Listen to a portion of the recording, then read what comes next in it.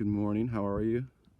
I'm standing here looking down off of Bolinas Ridge across the San Andreas Fault to the Bolinas Mesa and the Pacific Ocean, the edge of the Western world.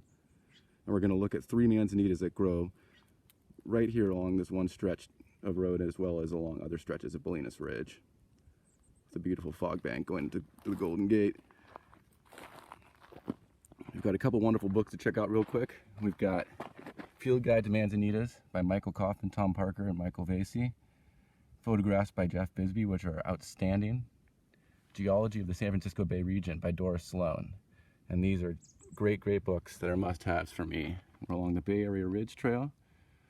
We're on Franciscan coherent rocks that were assembled, that have origins as long as 150 million years ago, but were assembled over a 100 million year period during the subduction of the Farallon Plate underneath the North American continent that ended about 60 million years ago, creating the Sierra and batholith, and a proto-Sierra that was 10 miles taller than it was now at its height, and that all had to be weathered down to get to the granite, which were into plutons, little units of lava, magma that had seeped up into the earth where the subduction was happening. So here, let's check out the first manzanita. This is the coin leaf manzanita. It's pretty beautiful. It's got shiny, almost rounded leaves like a boxwood. You're just looking at the outside of it and its habit right now. It gets kind of bushy and like a boxwood. I feel like you could prune them. It'd be kind of cool to have them instead of boxwoods. So we get close on the leaves. They're shiny, they're glabrous, they're smooth. They have a fine hair, it's not completely glabrous.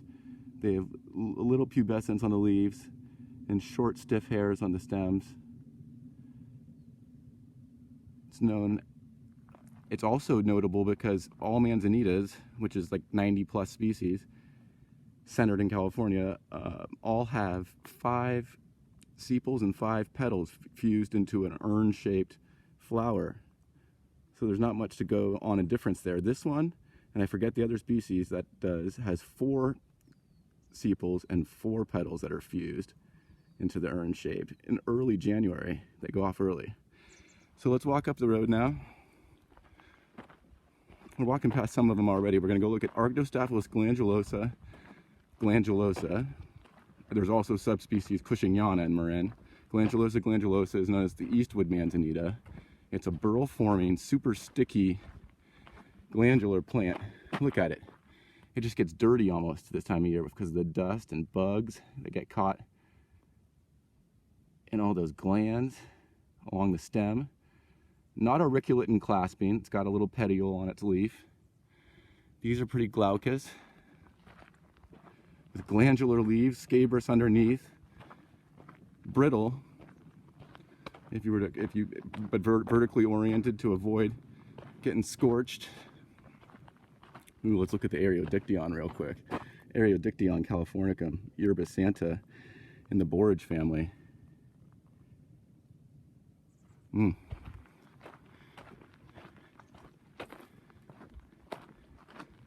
we're going to compare that right up here with the rare, only grows on Bolinas Ridge, a little bit of Inverness Ridge to the northwest of here across the San Andreas Fault, a little bit on Mount Tam, supposedly on San Geronimo Ridge, but it's the rare Arctostaphylos virgata, a non-burl forming manzanita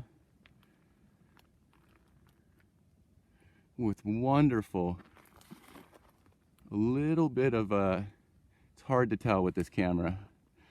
I think it's a little bit tanner, almost in the madrone hues than Arctostaphylos glandulosa, which is right next door. But let's look at them side by side real quick.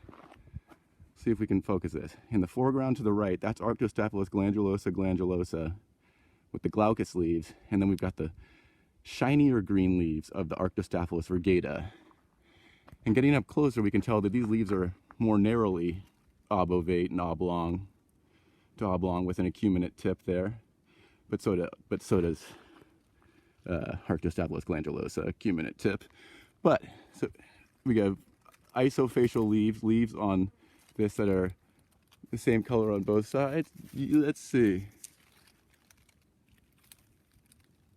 It looks like it to me. So now we're going to look at its nascent inflorescence, the thing that's going to become its flower come late December, early January. And there are those appendages, those bracts, which are going to unfurl, and there's going to be a whole flower cluster that's going to come out of each one of those. And those are leafy and slightly glandular, but I mean, it's very variable. Arctostaphylos glandulosa is so variable, you would really maybe think this is Arctostaphylos glandulosa right next to Arctostaphylos frigata, although it does not have the burl, and that's important to note. And its fruit is very sticky, but that can also happen with Arctostaphylos glandulosa, so it can be very tough.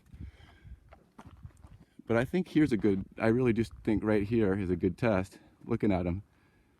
When it gets to the rainy season and things start get going and new growth and all that, you can kind of see the color palette better, but not just of the leaves, but of the inflorescence, of the early berries, of just everything. It's just wiping away all the dust from the summer.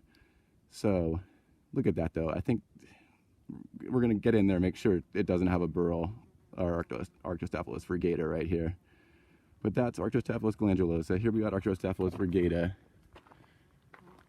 And it really does look like that trunk is going right into the ground.